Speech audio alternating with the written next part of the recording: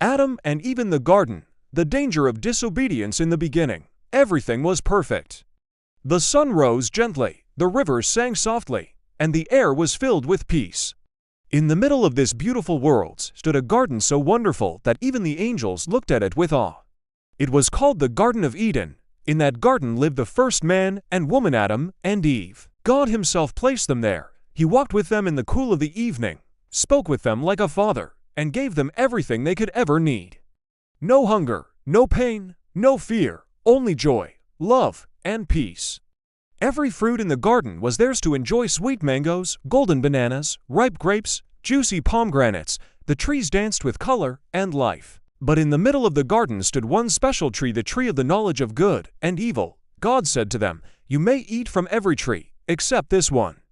The day you eat from it, you will surely die." They understood. They nodded, and for a while, everything was peaceful. But somewhere in the shadows, a voice began to whisper. It was the serpent, cunning, smooth, patient. He watched them every day. He saw their joy.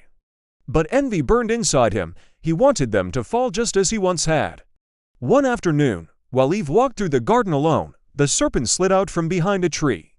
His voice was soft and curious. Did God really say, "You must not eat from any tree"? Eve looked surprised, but answered, "We can eat from all trees, except this one.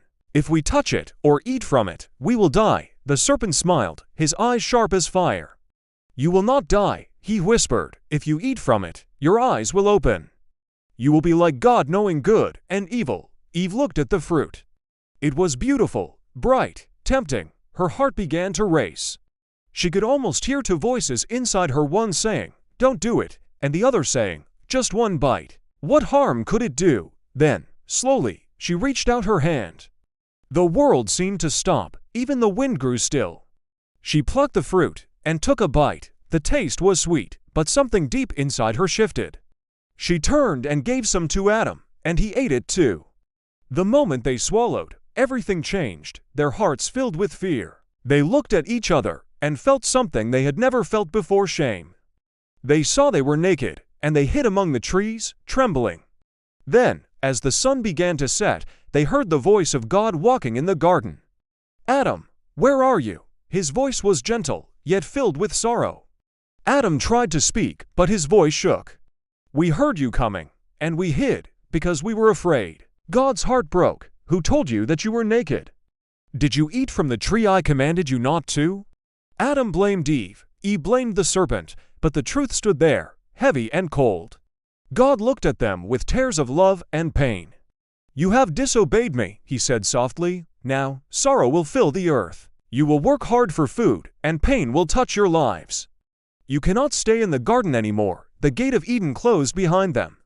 The flowers wilted as they walked away. The wind cried through the trees. And for the first time, the world knew what it meant to be far from God. Yet even in his sadness, God did not stop loving them. He covered them with clothes made from soft animal skins, showing mercy, even in their mistake. And though they left the garden, his promise followed them. One day, through their children, a Savior would come to bring mankind back to him again. Moral lesson: disobedience may look small, but it opens the door to great sorrow. Temptation always whispers softly, but its cost is heavy. Still, even when we fail, God's love never ends. He disciplines us, but he also prepares a way for our redemption.